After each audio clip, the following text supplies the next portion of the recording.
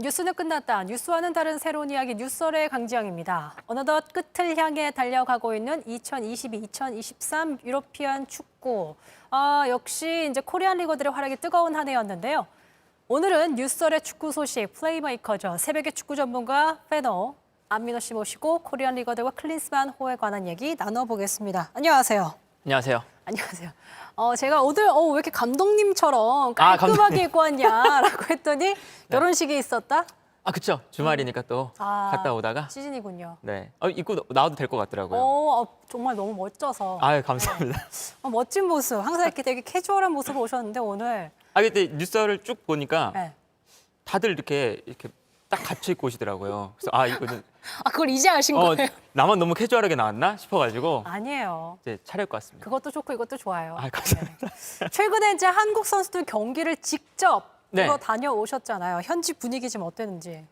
일단 김민재 선수 경기도 봤고요. 그리고 이제 손흥민, 이강인 선수 이렇게 봤는데 저는 나폴리 가니까 너무 좋더라고요. 그러니까 이제 그 나폴리는 33년 만에 우승을 했거든요.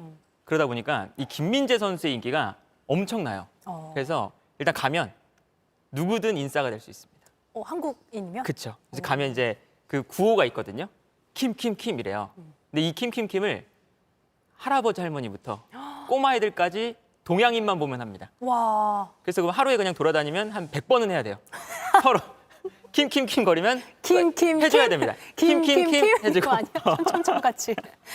그래서 그러고 다녔던 너무 재밌게 다녔어요. 자랑스럽고 너무 기분이 좋았어요. 맞아요. 네. 그래서 다 그냥 대우받는 느낌이고 일단 한국인을 되게 좋아해 줘가지고 여행할 때 또 그렇게 상대방이 좋아해 주면 기분이 좋잖아요. 맞아요. 되게 기분 좋게 다녀왔습니다. 그럼 나폴리에서 이제 피자 같은 거 먹으면 한국인이면 좀 이렇게 서비스 들어오고 그렇습니까? 그런 건 딱히 없는데. 하지만 굉장히 반갑게 맞아준다는 그렇죠. 거. 예, 상세하게 설명해주고. 네. 나이스하네요. 자, 그럼 본격적으로 새벽의 축구 전문가 네. 페노 씨와 함께 키워드 보면서 얘기 나눠보도록 하죠. 넣어주세요. 유럽 리그는 엔드, 한국 축구는 엔드. 손흥민은 80점, 김민재는 99점. 유럽 리그 이제 슬슬 끝나가는데 한국 선수들을 리포트로는 뉴스를 전해드렸지만 희비가 좀 엇갈리고 있는 그런 상황이에요. 유럽파의 핵심 멤버로 꼽히는 손흥민, 김민재, 이강인. 올해 성적표는 몇 점 정도 좀 주고 싶으신지. 그럼 뭐 점수를 막 절대적으로 주긴 좀 힘들겠지만 그래도 손흥민 선수는 이제 지난 시즌에 어마어마한 활약을 펼쳤잖아요. 그러다 보니까 아무래도 이번 시즌에 이제 팀의 성적도 좀 좋지 않고 그러다 보니까 이제 지난 시즌보다는 약간은 아쉬움이 남은 시즌이었다. 그래서 어제 경기가 끝나고도 손흥민 선수가 인터뷰를 또 했거든요. 너무 이제 아쉽고 그럼에도 불구하고 좀 응원해 주신 분들께 너무 감사하다. 이런 이제 또 이야기를 했고요. 반면에 이제 김민재, 이강인 선수는 최고의 한 해를 보냈다. 할 말이 너무 많죠. 그렇죠. 특히나 뭐 이강인 선수도 사실 지난 시즌까지만 해도 막 주전으로 못 뛰고 해서 걱정이 많았는데 이번 시즌은 완전히 핵심 멤버. 완전히 지금 라리가를 평정하고 있을 정도로 정말 잘하고 있고요. 김민재 선수는 사실은 지금 이탈리아 리그에서도 마라도나 이후에 33년 만에 우승. 플러스 사실은 지금 유럽 전체를 놓고 봐도 김민재보다 잘하는 중앙 수비수를 꼽기가 어렵다. 베스트 11 꼽았는데 거기 김민재 선수만 들어갔잖아요. 그렇죠. 저 깜짝 놀랐잖아요. 그러니까 이제 전 세계에서 이제 인정할 수밖에 없는 선수가 된 거죠. 김민재 선수는. 그래서 그 두 분들에 대한 네. 기대가 굉장히 크다. 그거 이제 키워드 두 번째 준비됐기 때문에 네. 거기서 좀 더 많이 얘기하도록 하고. 그럼 손, 김, 이 요 세 선수 말고도 우리가 네. 주목할 만한 한국 선수들이 또 있습니까? 이재성 선수가 이제 우리가 분데스리가를 보게 되면 분데스리가 베스트 미드필더에 지금 막 뽑히고 있거든요. 이재성 선수도 이번 시즌에 분데스리가에서 너무나 잘해줬고요. 그리고 이제 홍현석 선수 같은 경우에는 약간 이제 리그가 이제 유명하지 않아서 벨기에 리그에서 뛰고 있는데 이 어린 선수가 벨기에 사실은 관심을 많이 못 받는 무대에 가서 정말 성장을 많이 해서 지금 벨기에 리그 1위에 있고요. 그리고 그래요? 팀 내에서도 핵심 중에 핵심 선수입니다. 그래서 이 선수가 아마 조만간 국가대표팀에서 우리가 볼 수가 있어요. 그래서 아마 이 선수도 아마 많은 축구 팬분들이 관심 가지고 계시는 선수라고 할 수가 있겠습니다. 오현규 선수는 어떻습니까? 오현규 선수도 이번 시즌에 사실 중간에 이제 이적을 했잖아요. 이적을 했는데 벌써 우승컵을 2개나 차지했어요. 팀 자체가 워낙에 그 리그에서 압도적인 팀이라서 우승컵도 차지하고 사실은 그 중간에 가면 적응을 하기가 좀 힘들거든요. 맞아요. 근데 이 선수가 되게 저돌적이고 되게 그런 적응력이 뛰어나서 지금 딱 가자마자 적응도 잘해놓고 그리고 우승컵도 2개 들어놓고 다음 시즌이 더 기대되는. 아, 그래서 이제 클린스만 감독이 계속 칭찬을 하고 있거든요. 이 선수도 이제 우리가 앞으로 지켜봐야 되는 우리의 핵심 공격수가 될 것이다. 네. 알겠습니다. 손흥민 선수 짧게 좀 짚고 지나갈게요. 지금 조금 아쉬웠다 몰라요. 지난해가 너무 잘해서 그럴 그쵸. 수도 있겠지만 조금 아쉽기 때문에 다음 시즌 반등할 수 있는 가능성과 이제 변수도 좀 있는지. 일단 이제 손흥민 선수 같은 경우에는 이번 시즌에 팀의 영향을 좀 많이 받았어요.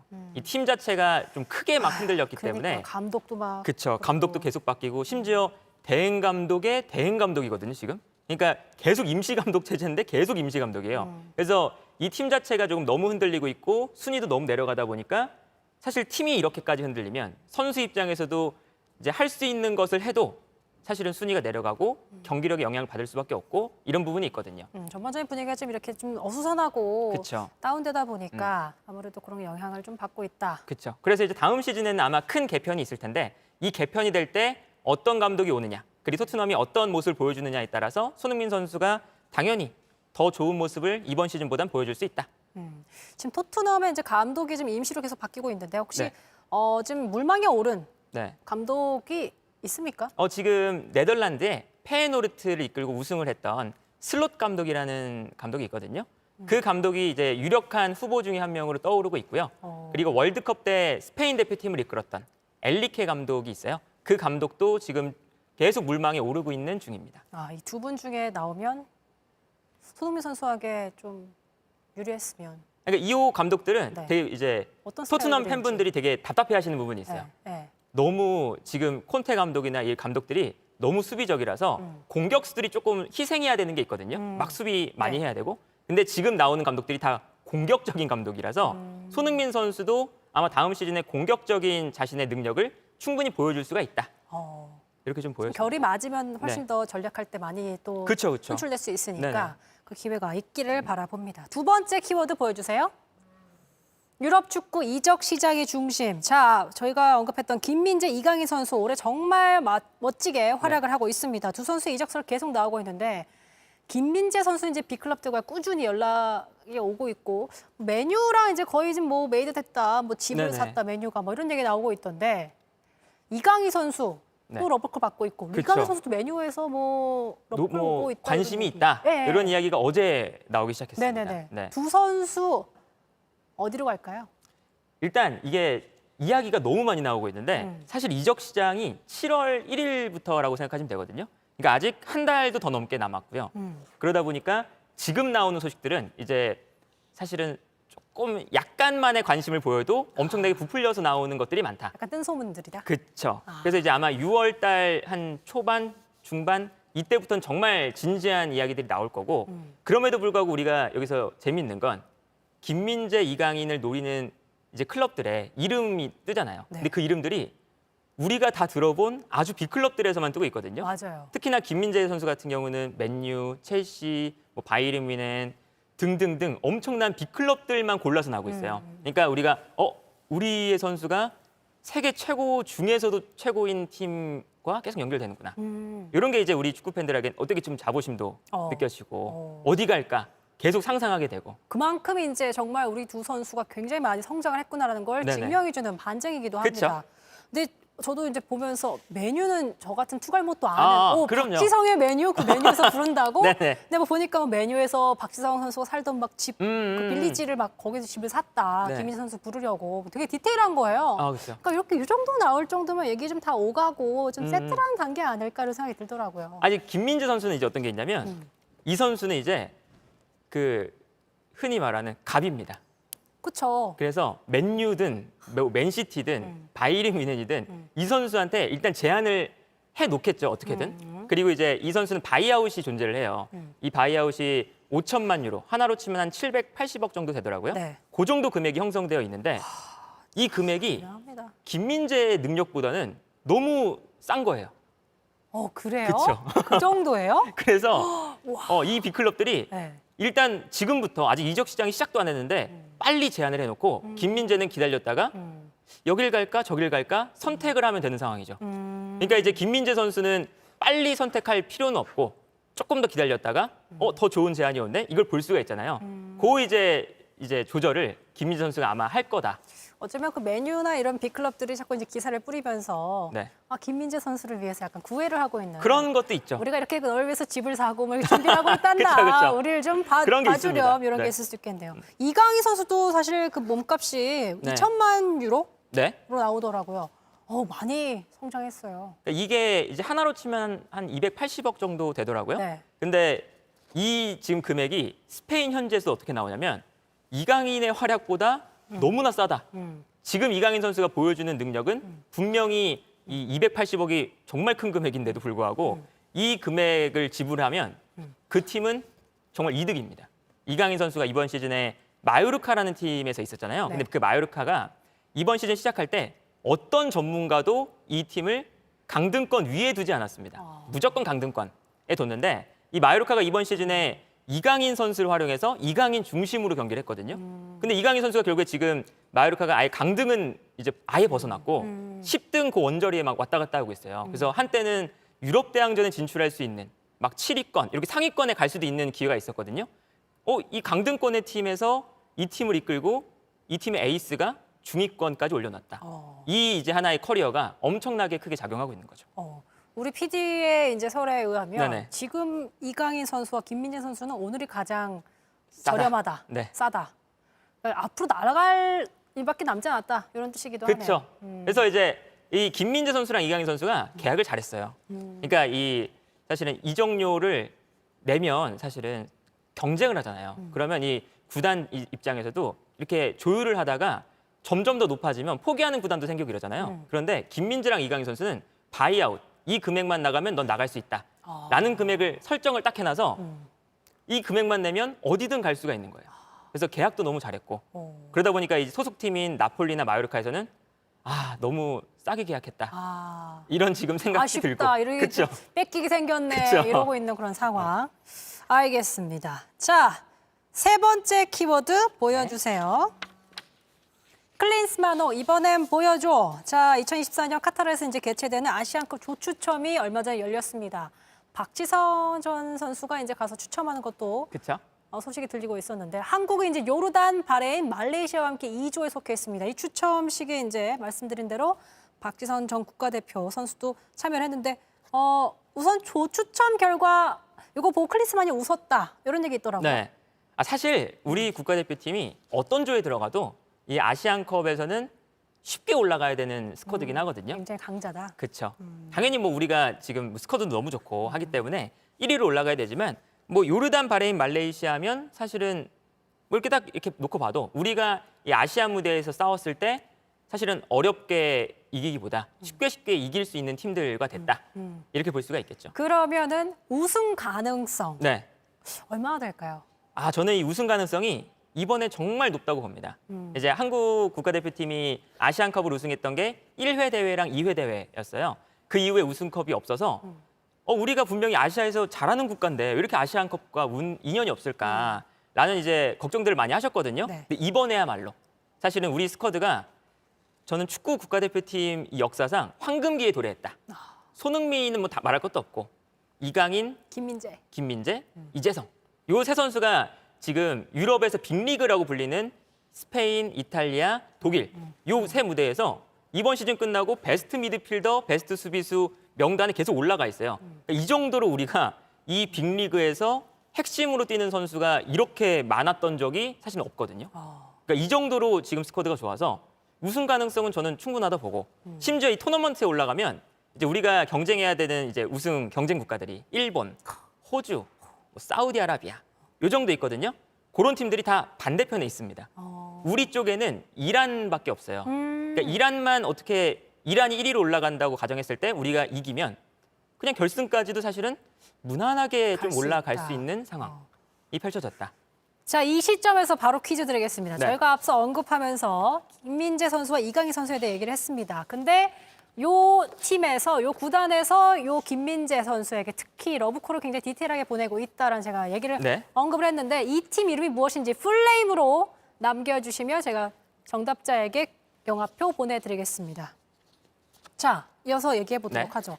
근데 일본도 지금 굉장히 분위기 좋잖아요. 그렇죠. 만만하지가 않아요, 결코. 맞아요. 그러니까 뭐 가서 한일전으로 만난다고 너무 기대되고 재밌겠지만 일본과의 경쟁력을 봤을 땐 좀 어떻게 될지도. 그러니까 일본 축구가 정말 강해졌거든요. 그래서 일본 선수들은 주전 멤버부터 벤치 멤버까지 다 유럽에서 뛰는 선수들입니다. 다. 그러니까 이게 평균적인 수준이 되게 높아졌어요. 근데 우리가 사실은 일본은 투자도 많이 했고 하기 때문에 이걸 우리가 지금 당장 따라가긴 힘든데 우리가 베스트 멤버는 더 좋습니다. 아, 되게 희한하죠? 그래요? 오. 그러니까 우리가 약간 이제 축구 팬들 사이에서는 비대칭 전력이 많다. 손흥민, 이강인, 이재성, 김민재.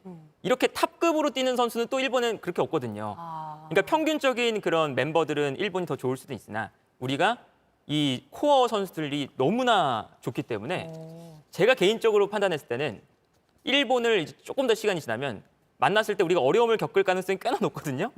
지금 만나야 된다. 만날 거면 지금 그쵸? 만나자. 만나면 이제 손흥민, 이재성, 이강인, 김민재, 뭐 황인범 이런 우리 핵심 선수들이 전성기에 딱 올라와 있을 때 이때 붙어서 이겨놓고 우리가 더 잘하지 않나? 이 정도 이제 마음가짐을 좋은 가지면 기억을 좀 갖고 가기를 그쵸? 네, 기대해 봅니다. 자, 보니까 댓글들이 역시나 확실히 저희가 축구 얘기하다 보니까 네. 많은 분들이 남자분들이실 것 같아요. 네. 굉장히 반응이 좋습니다. 특히나 이제 오늘 굉장히 멋있다고 아유 감사합니다. 코멘트가 아유. 있습니다. 아마 저희 구독자분들이실 것 같은데. 아니에요. 구독자분 아니실 것 같아요. 예.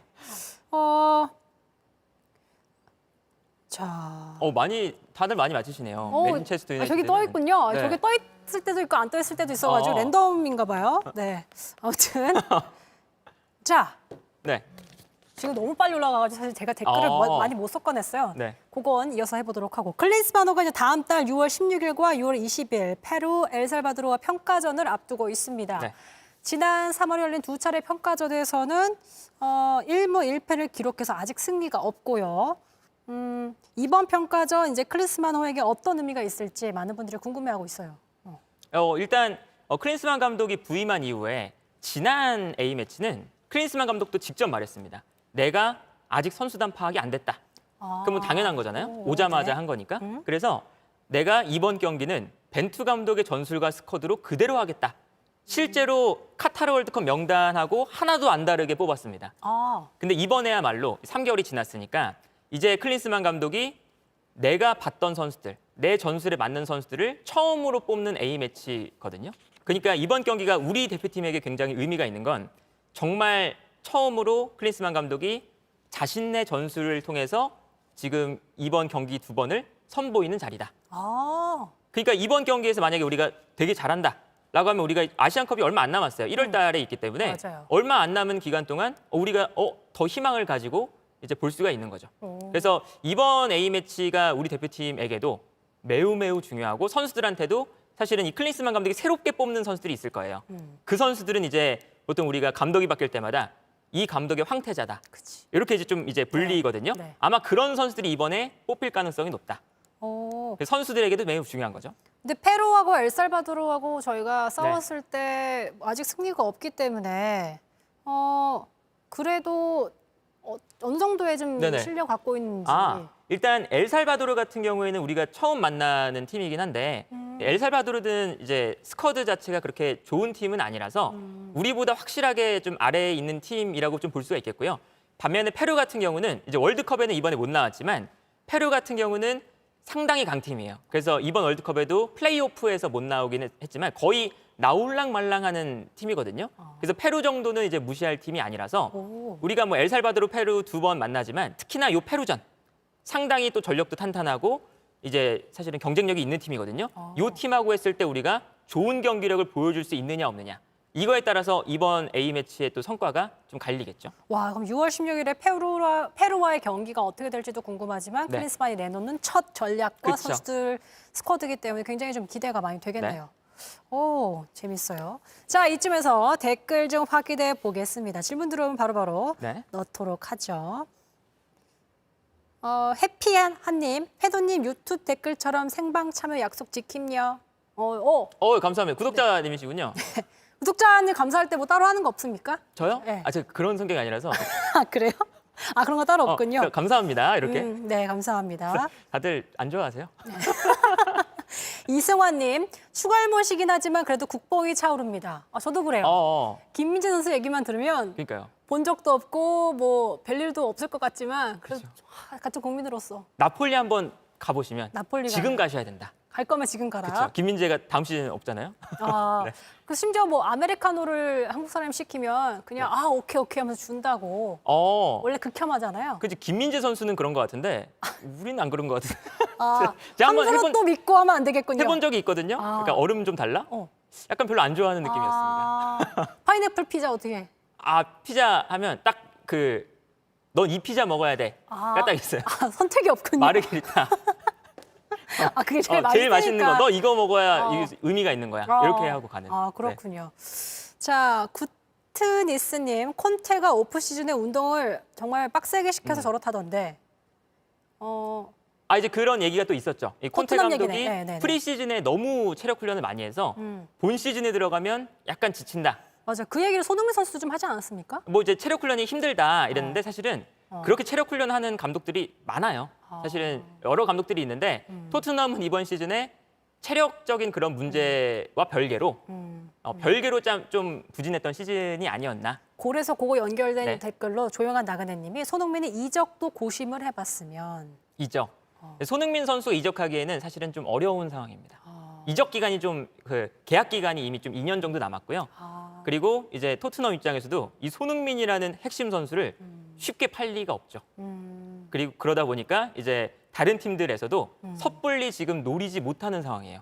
그래서 아예 이적 루머가 안 납니다. 그러니까 그 정도로 손흥민 선수는 이적 가능성이 크지 않다라고 보시면 편할 것 같아요. 네, 저는 이적을 들으면서 계속 네. 아무 걱정하지 마. 갑자기요? 이거 드립을 자꾸 치고 싶어서 근질근질했어요. 근질근질. 잠깐 정신 차리고. 네. 자, 우선 우리 퀴즈 댓글 네. 정답자 발표하기 전에 정답은 무엇이지요? 맨체스터 유나이티드입니다. 네, 슈팅스타 236님께서 맨체스터 유나이티드 남겨주셨으니까 이분께 보내드리도록 하겠습니다. 그리고 아까 조용한 나그네님, 손흥민의 이적도 고심을 해봤으면 좀 새로 본 아이디기도 하고 네. 얼마나 팬심이 담겨있는지 느껴져가지고 이분께 좀 드리도록 하겠습니다. 네. 많은 분들이 새벽에 축구 전문가 머리에 신경 쓰고 나왔네요. 감사합니다. 네. 약간 오늘 룩에 대한 얘기들이 좀 많아요. 네. 제가 보통 이렇게 그냥 캐주얼하게 입는 편이라서. 저도 다시 눈이 떠질 만큼 깜짝 놀랐습니다. 그래요? 감사합니다. 다른 모습. 자주 이렇게 초췌하게 나왔었군요. 아니요, 제가 그동안. 그렇진 않은데 느낌이 달라요. 감사합니다. 알겠습니다. 네. 유럽 시즌은 끝나도 축구는 계속됩니다. 앞으로도 한국 선수들과 클린스만호의 선전을 기대해 보도록 하죠. 축구 얘기 나오면 또 팬도 모시도록 할게요. 저희는 다음 주에 또 새로운 모습으로 돌아오겠습니다. 시청해주신 여러분 고맙습니다. 안녕.